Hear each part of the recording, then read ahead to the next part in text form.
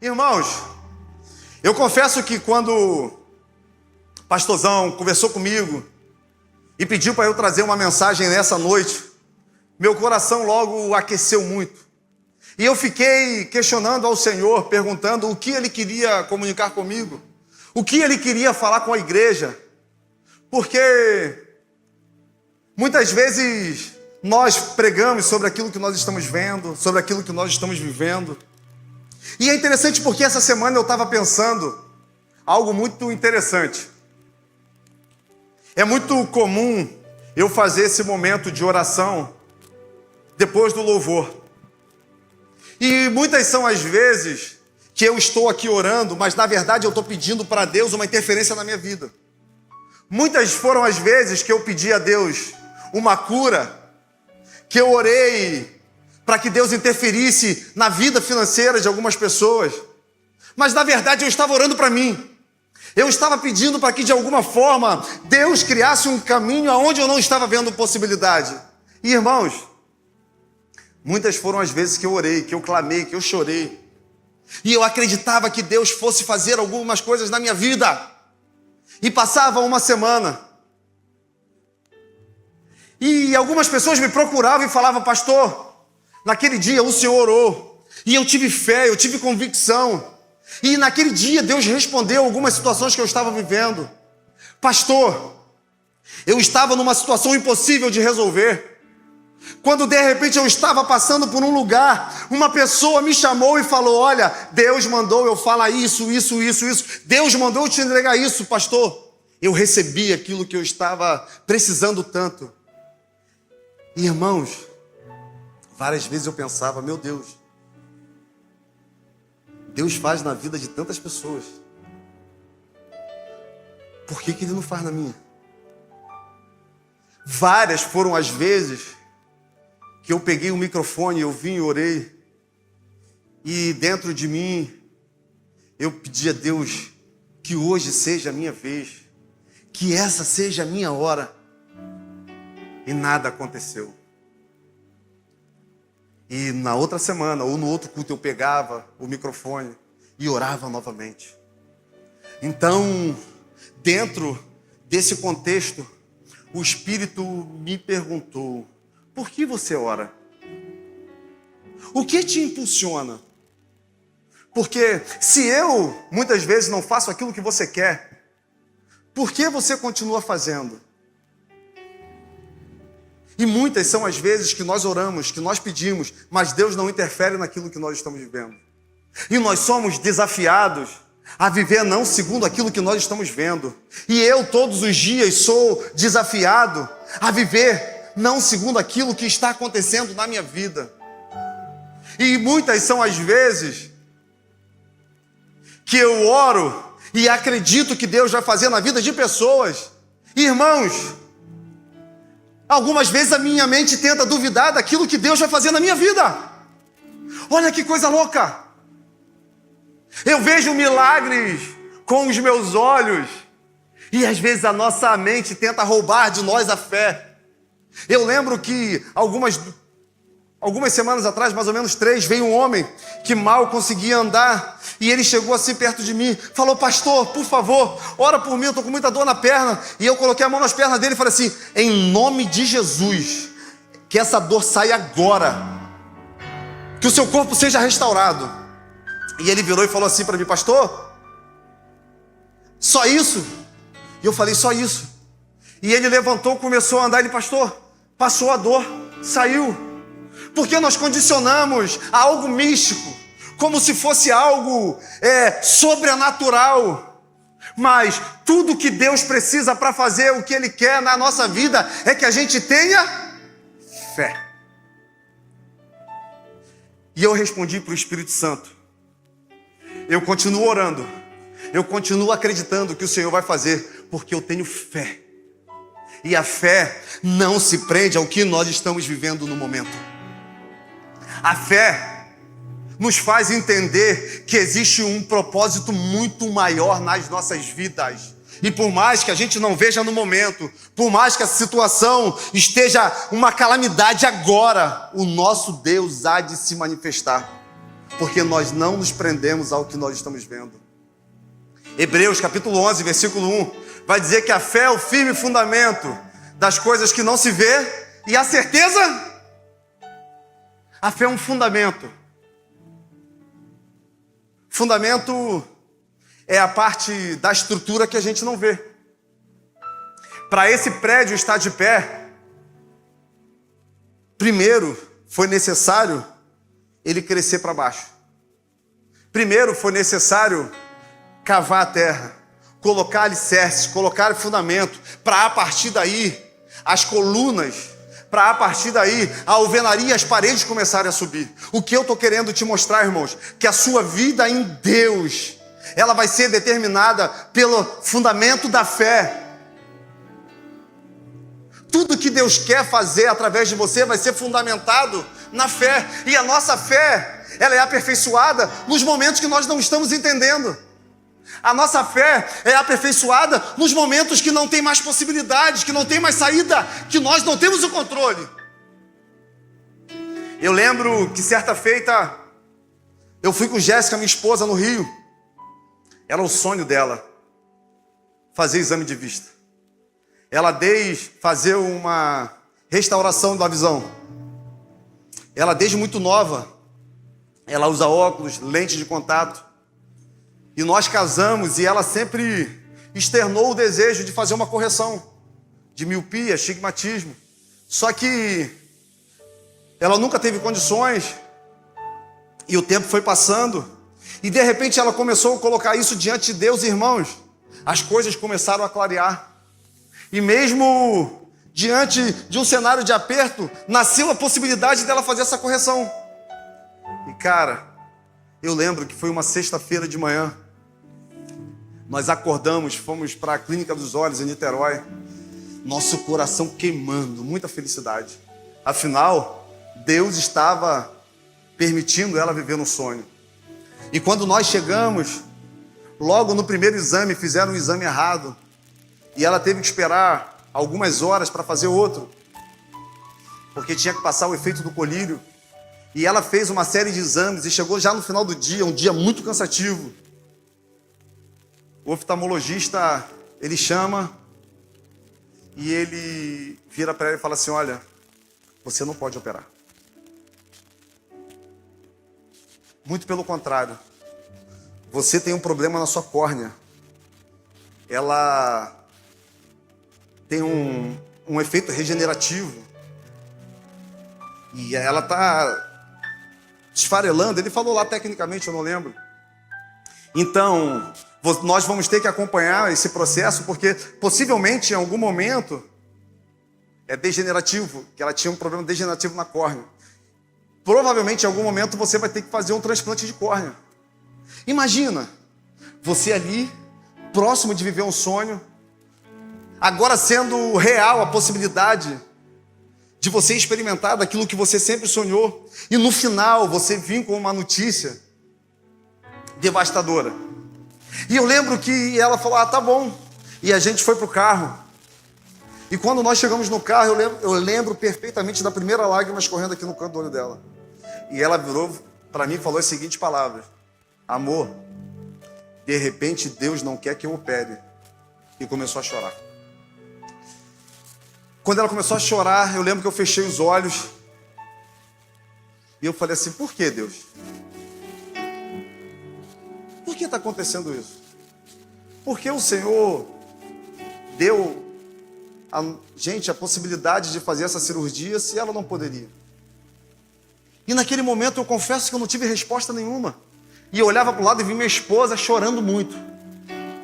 E para piorar, eu tinha uma reunião de oração na igreja. E eu saí lá de Niterói e eu virei para ela no meio do caminho e falei assim: você vai operar. Nós vamos fazer o exame novamente. Você vai operar. E nós vamos começar a orar. E eu confesso que nós começamos a orar, nós começamos a buscar. Nós viemos para cá, uma reunião de oração. Eu não sabia se eu chorava ou eu orava. Mas nós viemos para a reunião de oração. E a gente chorando muito, as pessoas achando estranho, mas a gente realmente derramando o coração no Senhor. E passaram-se alguns meses, Se eu não me engano, foram 6 meses. Nós voltamos. Fizemos novamente os exames. E agora o especialista diz o seguinte: olha, não é tão grave igual era. O problema degenerativo na córnea cessou. Mas ela ainda não pode fazer, porque nós não sabemos. Nós não sabemos se vai voltar, se é definitivo. E nós saímos de lá e eu virei para ela: olha, já melhorou, mas não é definitivo, você vai fazer. Nós temos um Deus que toda vez que Ele promete, Ele cumpre. Nós temos um Deus que quando Ele abre uma porta, ninguém fecha. Nós temos um Deus que já fez vários milagres na nossa vida. Agora nós vamos perder a fé no que Ele vai fazer? E passou mais um tempo, nós voltamos. E agora o especialista olha e fala: olha, é como se você nunca tivesse tido nada.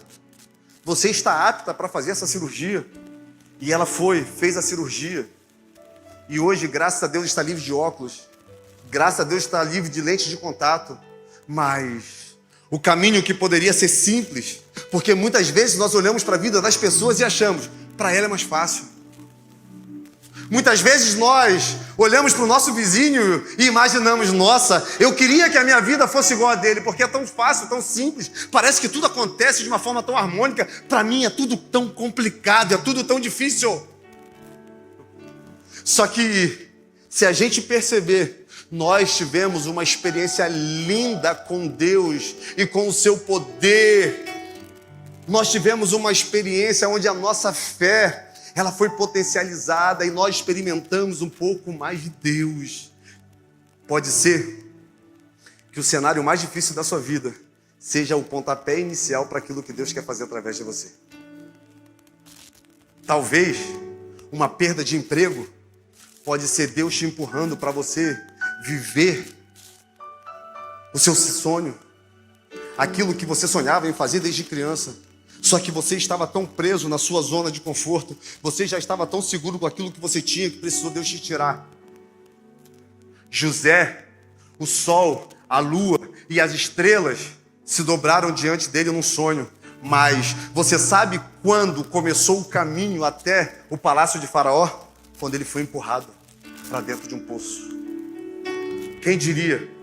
Aquele lugar fundo, aquele lugar de frio, aquele lugar de aprisionamento, aquele lugar de traição, aquele lugar onde ninguém gostaria de estar, nada mais era Deus dando o passo inicial para tudo que queria fazer na vida daquele menino.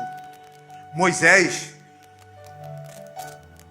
foi criado no palácio de Faraó, mas o libertador começa a sua trajetória até o palácio dentro de um cesto no rio, banhado de crocodilos. Não é sobre nós, não é sobre o que nós podemos fazer, é sobre o que Deus quer fazer nas nossas vidas. E se a nossa vida não estiver fundamentada na fé, se nós não acreditarmos além daquilo que nós estamos vivendo hoje, possivelmente nós vamos deixar de viver coisas extraordinárias do Senhor. Porque, irmãos, imagina se Deus te desse tudo aquilo que você pedia a Ele. Olha para os seus pedidos antigamente. Olha para aquilo que você queria. Já pensou se Deus te desse tudo o que você queria? Possivelmente você não estaria vivendo o que você está vivendo hoje. Mas a fé é uma confiança absoluta. A fé não nos permite amoldar com as circunstâncias momentâneas. A fé nos faz transcender. O exército de Israel estava olhando para um gigante, amedrontado, com medo, paralisado. Saul e seus generais de guerra ali, totalmente enclausulados no medo. Mas de repente na história aparece um menino. E esse menino fala algo muito interessante. Você vem contra mim com espadas, você vem contra mim com escudos, mas eu vou contra você com o Senhor dos Exércitos. Quem sabe seja o tempo de você enfrentar isso que você está vivendo, mas agora não enfrentar segundo uma lógica sua. Quem sabe seja o tempo de você chamar Jesus, você chamar o Espírito Santo para viver com você e enfrentar os desafios que você está enfrentando hoje. Mas para isso é necessário ter fé. Só que, irmãos, é muito louco, porque nós acreditamos que sabemos tudo sobre fé. Parece que é algo tão rotineiro, parece que é algo tão comum. É como se as coisas começaram a ficar complicadas, eu ativasse dentro de mim um modo fé. A fé, pra gente, muitas vezes é como um sentimento. Fica oscilando. Tem dia que nós acordamos felizes, alegres. Chega no final do dia, nós estamos tristes. Tem dia que nós acordamos cheios de empolgação, cheios de expectativa. Mas no final do dia nós estamos cansados. E nós queremos que a nossa relação com a fé seja a mesma coisa. Só que a fé não é um sentimento. A fé, ela não pode variar de acordo com as nossas emoções. A fé é um firmamento, é uma convicção. E aquele que está firmado na rocha, aquele que está fundamentado na rocha, pode vir tempestade, pode vir terremoto, pode vir vento, pode vir qualquer coisa, porque ele continua firmado. Quem sabe seja o tempo de você continuar firmado em Deus, independente do que você está passando. Eu converso com pessoas todos os dias que se decepcionam com líderes, que se decepcionam nos relacionamentos, que se decepcionam dentro de casa e nesse momento resolvem abandonar tudo. Muitas são as pessoas que voltam a viver tudo aquilo que um dia viveram por causa de um momento de decepção. Quando na verdade são nesses momentos que nós devemos mostrar ao Senhor que nós continuamos crendo. Foi isso que aconteceu com os heróis lá de Hebreus 11, que nós chamamos de galeria dos heróis da fé. E se a gente perceber, quando o autor escreve Hebreus 11, o povo estava passando por uma situação muito difícil. No livro de Hebreus, no capítulo 10, a gente vai perceber que muitas pessoas estavam abandonando a fé. E o autor começa a trazer à memória deles tudo aquilo que eles viveram. E ele fala assim, olha, lembra do tempo que vocês foram iluminados? Lembra do tempo que vocês tiveram a revelação de quem era Jesus Cristo? Naquele tempo vocês passaram por grandes provas. Vocês passaram por tribulações. Vocês passaram por perseguições. Vocês viram irmãos serem aprisionados. Vocês viram irmãos serem lançados em prisões. Vocês viram irmãos serem lançados na cova com leões. Vocês viram irmãos enfrentar os gladiadores. E mesmo assim vocês permaneceram de pé. Nesse tempo, vocês sofreram o espólio dos seus bens, tomaram tudo de vocês, mas mesmo assim vocês permaneceram de fé, de pé. E ele diz, olha, por que a fé de vocês estão desmerecendo agora? Por que agora vocês estão deixando de acreditar? Por que agora vocês estão sendo influenciados pela cultura desse tempo, pela religião, pelas pressões? Nós não somos daqueles que retrocedem, olha, não, nós vamos viver pela fé, porque o justo viverá pela fé. A fé é a base da vida de um cristão. Sem fé é impossível agradar a Deus, porque é necessário que nós creiamos que Ele existe e que Ele é galardoador daqueles que nele esperam. É necessário ter fé. É necessário acreditar. Quando o diagnóstico chegar, nós vamos acreditar. Quando as frustrações vierem, nós vamos acreditar. Quando a vida financeira colapsar, nós vamos acreditar. Quando fomos caluniados, nós vamos acreditar. É necessário que a gente tenha uma vida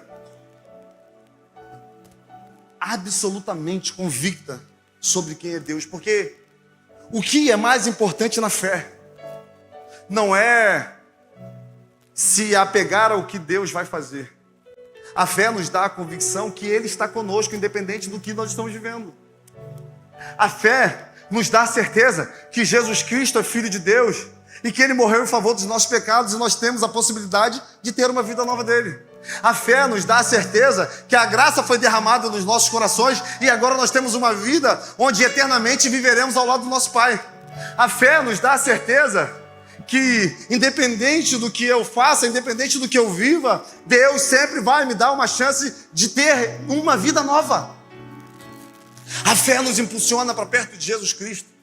E é impossível nós falarmos sobre fé sem falar sobre o Pai da fé. O amigo de Deus. Porque se a fé tem um pai, esse pai é Abraão. E a história de Abraão, para mim, é incrível, porque a gente percebe que Deus faz uma construção na vida de Abraão. Em um tempo onde Deus tinha lançado o dilúvio sobre as águas e aparece Noé, e depois começa a falar da descendência de Noé, até que em Gênesis 12, a palavra diretamente fala sobre um homem chamado Abraão, e diz que Deus se apresenta a Abraão. Irmãos, guarda isso dentro de você. É Deus que se apresenta para nós. É Deus que veio na nossa direção. Muitas são as vezes que eu converso com pessoas que falam assim para mim: olha, eu estou esperando o tempo certo para eu entregar minha vida ao Senhor. Eu sou muito novo, eu quero curtir um pouco e um dia eu vou entregar a minha vida a Ele. E eu falo: olha, se você pensa assim é porque de alguma forma Deus ainda não se apresentou para você. Porque na verdade é Deus que te atraiu para esse lugar. Ou você acha que com suas forças você viria sozinho? É Deus que te ama o suficiente para mesmo diante de algumas dificuldades, você sair da sua casa e sentar numa cadeira e desejar aprender um pouco mais dele. Isso mostra o amor que Ele tem sobre as nossas vidas. E Deus, Ele se apresenta a Abraão. E é interessante porque a palavra vai dizer que a casa de Abraão era um lugar de idolatria. Porque o seu pai, Terá, ele esculpia ídolos. Só que, mesmo diante de um lugar de muita idolatria, mesmo podendo já ter participado de vários cultos, de repente Deus olha e vê em Abraão a possibilidade dele construir algo novo. É a mesma coisa que Ele faz comigo e com você. Olha quem você era antes de ter um encontro com essa verdade. Olha a sua história. Olha tudo aquilo que você foi. Quando eu olho para mim, eu me envergonho. E quando eu olho para mim, eu vejo a bondade de Deus. Então, nesse ambiente idólatra, Deus se apresenta para ele e ele reconhece Deus. Ele tem uma experiência com Ele. E a primeira coisa que Deus fala: olha, sai da sua terra, no meio da sua parentela, para um lugar que eu vou te mostrar. E Abraão ainda, ele resolve obedecer. Só que ele obedece em parte. Ele resolve levar o seu sobrinho Ló. E quantas são as vezes que nós fazemos a mesma coisa na nossa relação com Deus? Nós insistimos em ter do nosso lado pessoas que não vão agregar em nada para aquilo que Deus quer fazer na nossa história. Nós insistimos em andar com pessoas que escarnecem da nossa fé. Nós insistimos em andar com pessoas que não têm comprometimento com esse reino. Mas pastor, eu vou refletir Jesus para essa pessoa. Pastor, em algum momento eu vou conseguir convencer essa pessoa que a vida em Deus é uma vida que vale a pena. Então, irmão, se você está certo, Davi está errado. Porque Davi vai dizer no Salmo 1 que bem-aventurado é o homem que não anda no caminho dos pecadores, não se assenta na roda dos escarnecedores e não se detém nos caminhos dos pecadores. E a gente insiste em carregar com a gente pessoas, carregar situações, carregar com a gente pesos, mochilas que não são nossas, acreditando que em algum momento nós vamos conseguir nos livrar, em algum momento nós vamos conseguir refletir Jesus para essa pessoa. Quem convence o homem do pecado, da justiça e do juízo é o Espírito Santo. E muitas vezes nós queremos fazer o papel do Espírito Santo na vida das pessoas. E Abraão levou Ló. Mesmo Deus falando, saia do meio da sua parentela. Olha que loucura. A caminhada do pai da fé já começa com uma desobediência. E quando a terra é devastada por uma grande fome, Abraão agora nesse caminho, a palavra vai dizer que ele chega no Egito, e chega no Egito, Abraão, ele começa a sentir medo, porque Sarai era muito bonita. Então Abraão pensou, olha, se os egípcios olharem para Sarai, eles vão gostar dela. E se souber que é minha esposa, eles vão me matar. Então, vamos dizer, Sarai, que você é minha irmã. Cara, perceba, o próprio Deus que apontou esse caminho. E quantas são as vezes que Deus aponta um caminho para nós? Ele revela um destino e nós queremos ir dando o nosso jeitinho, fazendo da forma que nós achamos melhor, pegando atalhos, tentando manipular a situação para que a minha caminhada seja mais confortável. Mas todas as vezes que nós fazemos isso, ocorre que é inevitável, nós vamos quebrar princípios, e quebrando princípios, nós vamos dificultar aquilo que Deus tem para fazer nas nossas vidas, porque Ele age segundo os seus princípios, Ele age segundo os seus valores, segundo aquilo que Ele já estabeleceu para nós. E agora Sarai é levada. Só que Deus, Ele tinha um compromisso com Abraão. E quando os egípcios pegam Sarai, a palavra vai dizer que Deus manda pragas. E eles ficam desesperados e vão até Abraão e perguntam, olha, quem é essa mulher de verdade? Ele fala, é minha esposa, eu tive medo. E eles falam, por que vocês fizeram isso? Nós fomos punidos por um erro seu.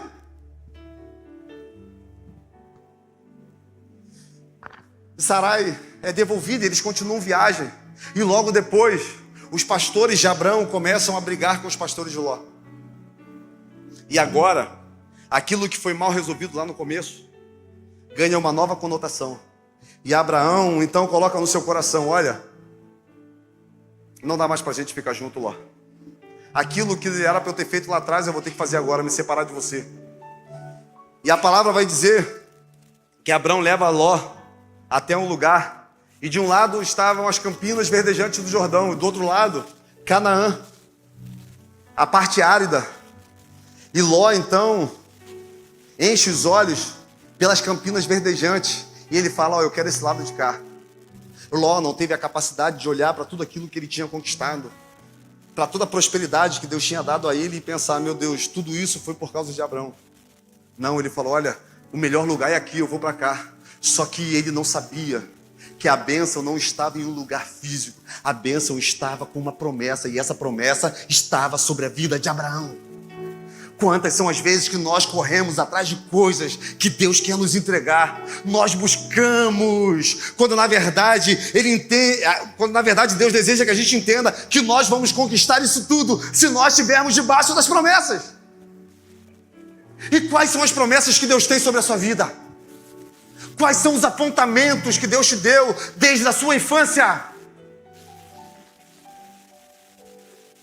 Quando você recebia uma palavra, quando o seu coração queimava, o que Deus falava sobre você? Será que hoje, aquilo que Deus te revelou lá atrás, é uma realidade na sua vida? O que você tem que deixar? O que você tem que largar? O que você tem que abandonar? Para que Deus faça o que Ele quer na sua história? Sabe por quê? Milagre é uma intervenção da graça, mas promessa é um caminho de obediência. Nós só viveremos as promessas de Deus para as nossas vidas se nós formos obedientes a Ele, aos seus princípios, ao que Ele estabeleceu. E nós insistimos em querer viver tudo que Deus tem, mas vivendo do nosso jeito. Quando na verdade o que Deus quer é que você saia desse lugar. Deus não vai fazer nada na sua vida sem antes te mover para um lugar novo. E por mais que você não veja, o nosso desafio é continuar crendo. Por mais que você hoje olhe e não veja a possibilidade disso acontecer, o nosso desafio é continuar crendo. O povo na Babilônia, aprisionado. E o prisioneiro, irmão, come de forma racionada. Bebe água na hora que oferece. Trabalha, trabalha e trabalha. E dentro desse contexto, a palavra de Deus vem através de Isaías para aquele povo e diz: olha, quando vocês passarem pelo fogo, eu vou estar com vocês. Quando vocês passarem pelas águas, eu vou estar com vocês. Vocês não precisam ter medo. Eu estou fazendo algo novo. Aí ele pergunta: vocês percebem? Os desertos estão virando verdadeiros mananciais. A terra seca está ganhando novas eiras. Vocês estão percebendo o que eu estou fazendo? Aquele povo ainda não tinha capacidade de enxergar, porque eles estavam olhando para as prisões, eles estavam olhando para os limites que a Babilônia colocava sobre a vida deles. Mas Deus estava desafiando o povo a olhar além das circunstâncias, e Deus hoje te desafia a olhar além daquilo que você está vivendo hoje. Porque Deus deseja te mover para um lugar. Só que esse caminho necessariamente vai ter que ser um caminho de obediência.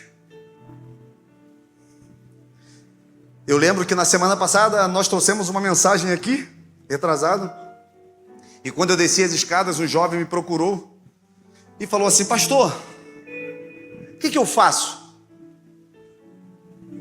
O que eu faço para ter a vida controlada por Deus?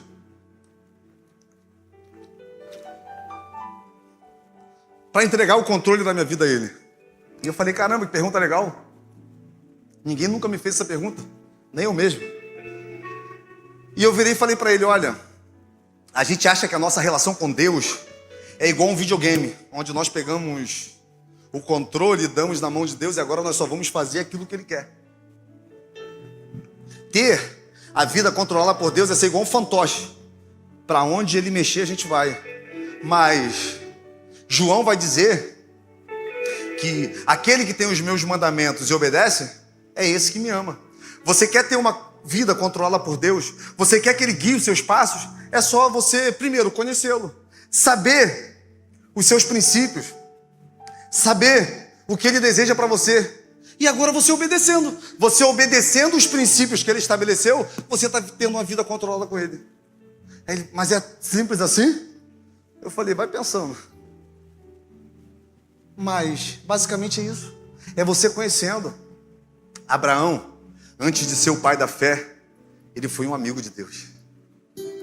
O próprio Deus, em determinado momento, ele fala: por acaso eu vou fazer alguma coisa na terra sem antes comunicar ao meu servo Abraão?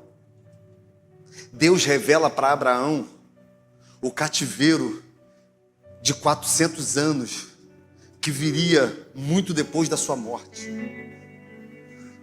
O profeta Amós vai dizer que Deus não vai fazer nada nesse tempo sem antes comunicar aos seus profetas. A nossa fé, ela vai ser sólida se ela for fundamentada em um relacionamento com Deus. Deus não quer simplesmente te entregar algumas coisas. Deus não quer simplesmente fazer alguns milagres na sua vida. Ele quer ser seu amigo. Ele quer ser seu protetor. Ele quer ser seu provedor. Ele quer ser sua segurança. Ele quer que você entenda que nos dias maus Ele está com você. Ele quer que você entenda que nos dias bons Ele está do seu lado. Ele quer que você entenda que, dependente do que você viver, Ele está sempre segurando na sua mão. Pode uma mãe se esquecer do seu filho, mas certamente, diz o Senhor, eu nunca. Você pode ser abandonado por todo mundo, mas Ele nunca. Você pode ser traído, mas Ele nunca. Você pode ser rejeitado, mas Ele nunca. As pessoas podem pisar em você, mas Ele nunca. As pessoas podem te maltratar, mas Ele nunca. Você pode fazer qualquer coisa, mas Ele nunca vai deixar de te amar, Porque nem a vida, nem a morte, nem principado, nem potestade, nem o presente, nem o porvir, nada pode nos separar do amor de Deus. E nessa noite Ele deseja que você entenda que existe algo novo para a sua vida.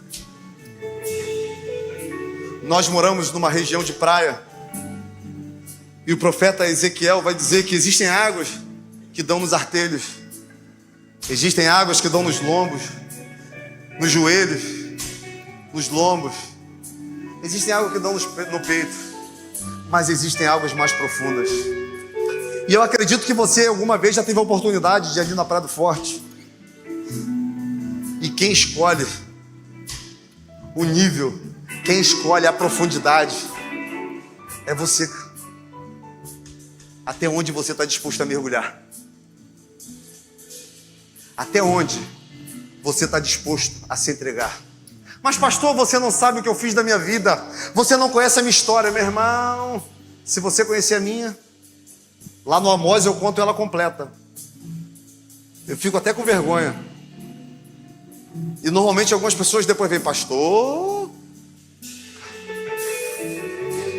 Mas se a graça sair da minha vida hoje, eu sou capaz de fazer tudo de novo.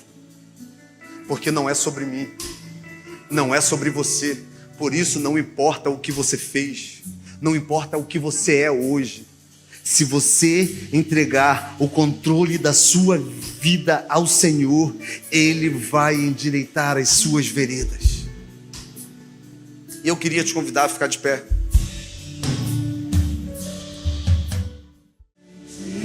Ora, a fé é a certeza daquilo que esperamos e a prova das coisas que não vemos, pois por meio dela os antigos receberam um bom testemunho. Pela fé entendemos que o universo foi formado pela palavra de Deus, de modo que aquilo que se vê não é feito pelo que é visível. Pela fé, Abel ofereceu a Deus um sacrifício superior ao de Caim. Pela fé, ele foi recolhido como justo quando entregou as suas ofertas.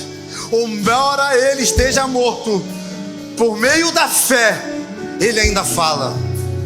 Pela fé, Enoque foi arrebatado, de modo que não experimentou a morte, e já não foi encontrado, porque Deus o arrebatou.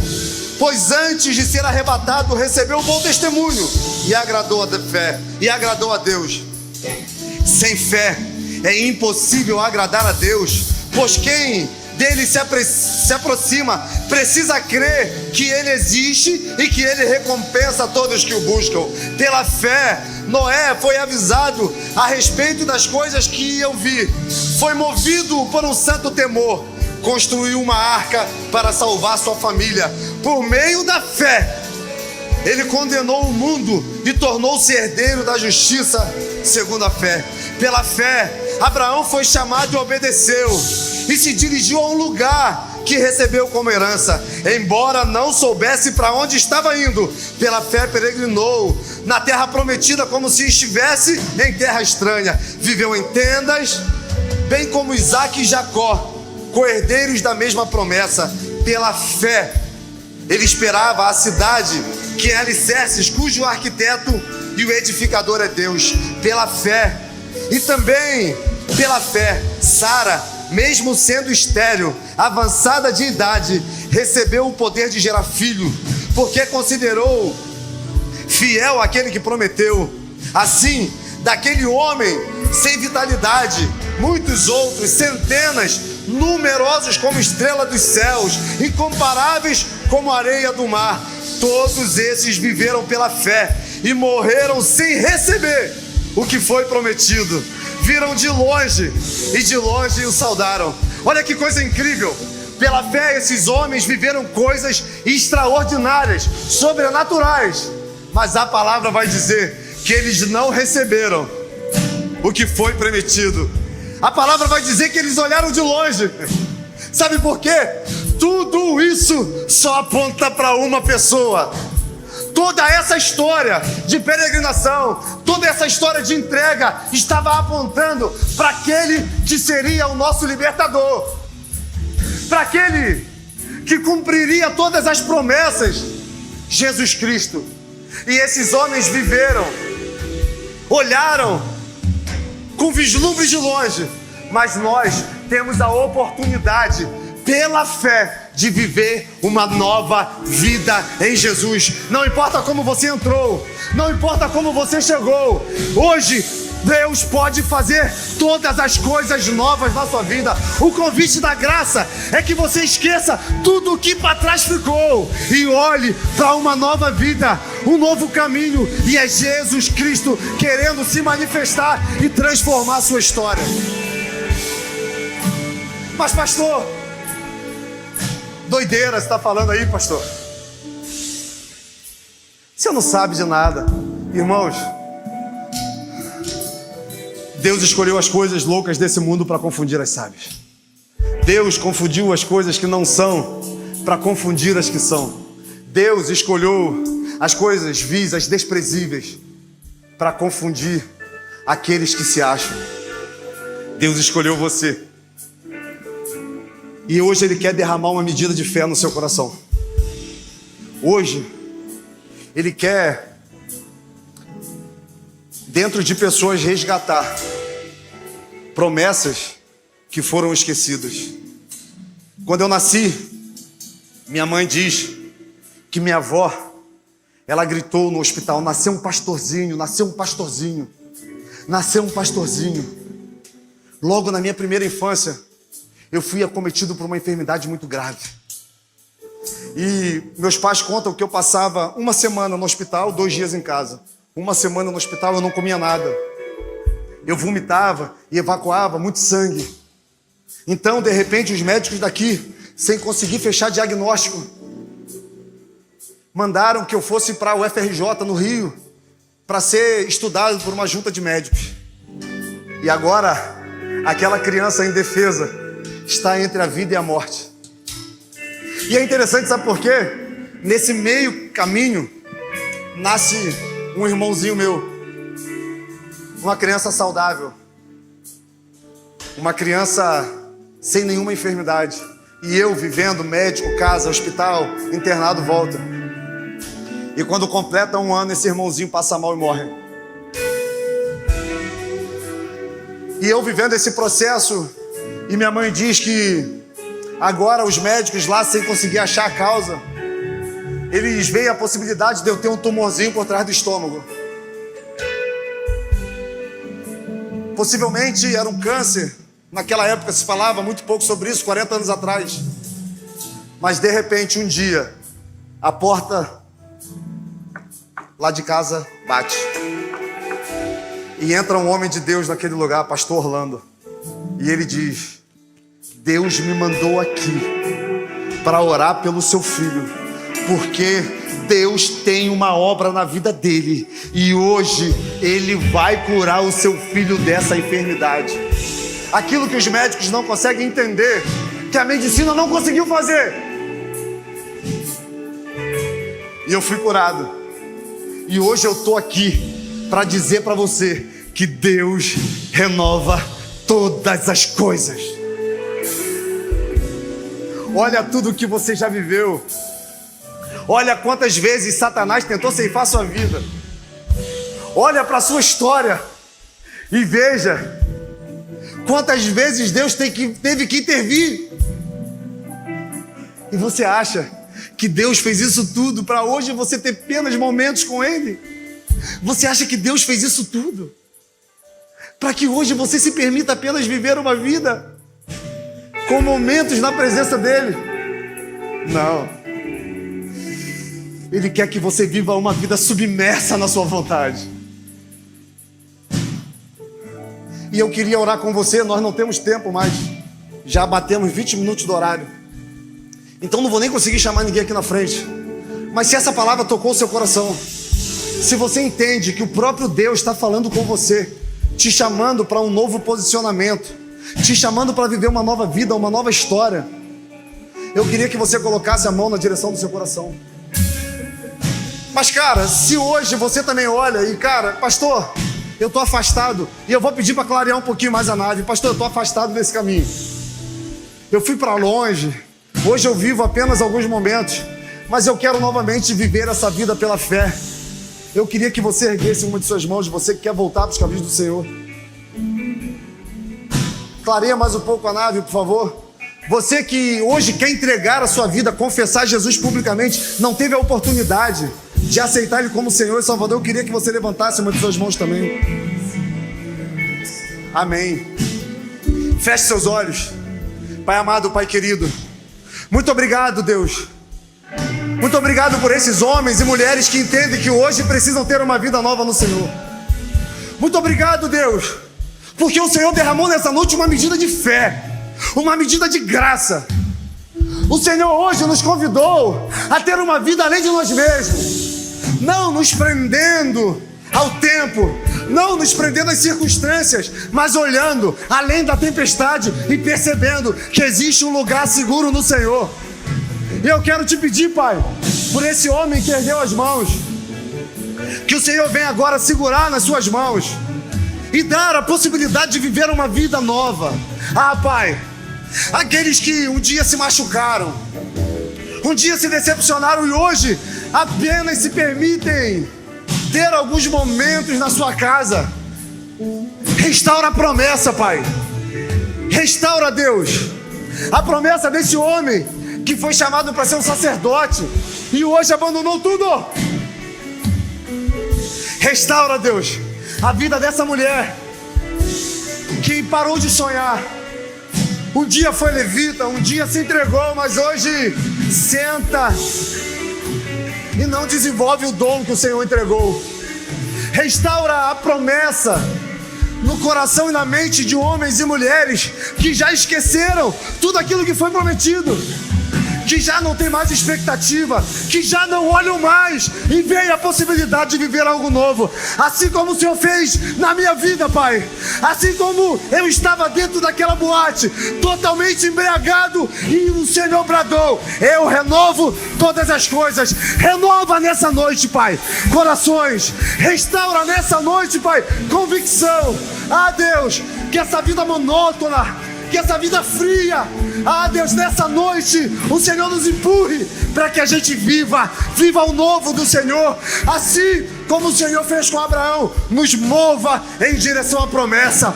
Eu oro em nome de Jesus, nos leve em paz, nos guarde e nos proteja, Deus. Que as nossas mãos toquem esse lugar, prospere, que aonde nós chegarmos, a Tua graça vá primeiro, que o Teu Espírito Santo, que a Tua graça, que é melhor que qualquer coisa, seja uma verdade nas nossas vidas, não só hoje, mas para todo sempre, porque eu creio que nessa noite o Senhor fez a revolução dos improváveis. Homens entraram aqui, Deus, como homens comuns e sairão como soldados, como discípulos de Deus. Mulheres entraram aqui sem expectativa, mas nessa noite o Senhor vai impulsionar e vai mostrar que elas foram feitas para esse tempo. E eu oro em nome de Jesus. Vai na paz, irmão. Que Deus te abençoe. Te esperamos aqui no domingo. Vai com Deus. Uou!